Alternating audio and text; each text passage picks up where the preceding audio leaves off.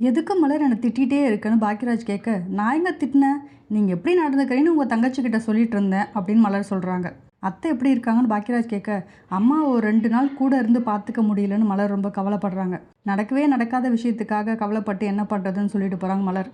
இதெல்லாம் பெண்களோட சாபம் மலர், ஒன்றும் பண்ண முடியாது.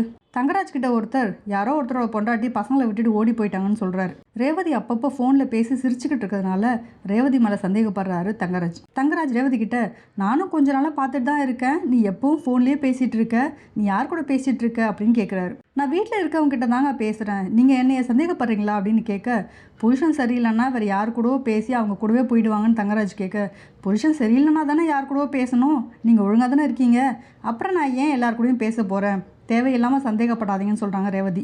தங்கராஜுக்கு அதுக்கு மேலே என்ன பேசுதுன்னு தெரியல. ரேவதி ஒரு வழியாக தங்கராஜை குழப்பி விட்டாங்க. இந்த விஷயத்த ரேவதி மலர்கிட்ட சொல்ல, பாக்கியராஜ் யார்கிட்ட பேசுகிறேன்னு கேட்கும்போது, நான் மதி ரேவதி 3 பேரும் ஒரு வாட்ஸ்அப் குரூப் வச்சுருக்கோம், நாங்கள் எல்லாத்தையும் அதில் ஷேர் பண்ணிப்போன்னு சொல்கிறாங்க. பாக்கியராஜ் அந்த சேட்டை பார்க்கும்போது அதில் ஒரு வாய்ஸ் மெசேஜில், உங்கள் அண்ணன் மொக்க வாங்கின கதை உனக்கு தெரியுமான்னு மலர் கேட்க, உடனே மலர் ஃபோனை பாக்கியராஜ்கிட்ட வந்து பிடிங்கிடுறாங்க. பாக்கியராஜ் அது என்ன விஷயம்னு கேட்க, மலர் சொல்லவே மாட்டேன்னு சொல்லிடுறாங்க. பாக்கியராஜுக்கு அது என்ன விஷயம்னு தெரிஞ்சுக்க பயங்கர ஆர்வம். மதிக்கிட்ட போய் கேட்குறாரு. அந்த நேரம்னு மலர் அங்கே வந்து, அது என்ன விஷயம்னு உங்களுக்கு சொல்லவே போகிறதில்ல அப்படின்னு சொல்லிடுறாங்க. பேப்பர் படிக்கும்போது கூட பாக்கியராஜ் அதை பற்றியே யோசிச்சுட்ருக்காரு. பாவம் பாக்கியராஜ்.